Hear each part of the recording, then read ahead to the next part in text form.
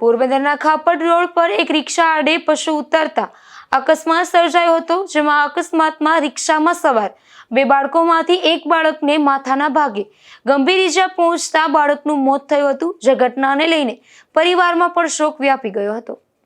પોરબંદર શહેરમાં આજે ગંભીર અકસ્માતની ઘટના વધી રહી છે, ત્યારે શહેરના એરપોર્ટ નજીક વહેલી સવારે બનેલ અકસ્માતની ઘટનામાં 4 યુવાનોનું મોત થયું હતું, ત્યારે વધુ એક અકસ્માતની ઘટના સામે આવી હતી, જેમાં પોરબંદરના ખાપડથી કોલીખડા જતા રસ્તા પર ખાપટ નજીક એક પ્યાગો રિક્ષા આડે અચાનક પશુ આવતા રિક્ષા પલટી મારી ગઈ હતી। આ અકસ્માતમાં રિક્ષામાં સવાર બે બાળકોમાંથી ધ્રુવ કિશોરભાઈ ભુવા નામના 7 વર્ષના બાળકને માથાના ભાગે ગંભીર ઈજા પહોંચતા તેમનું મોત નીપજ્યું હતું। આ ઘટનાને લઈને પરિવારમાં પણ અરેરાટી વ્યાપી ગઈ હતી।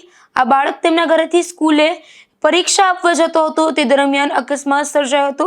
શહેરમાં રઝળતા પશુને લઈને થયેલ વધુ એક અકસ્માતમાં એક બાળકના મોતની ઘટનાને લઈને શહેરીજનોમાં પણ મહાનગરપાલિકાની પશુ પકડો કામગીરી સામે સવાલો ઉઠ્યા હતા।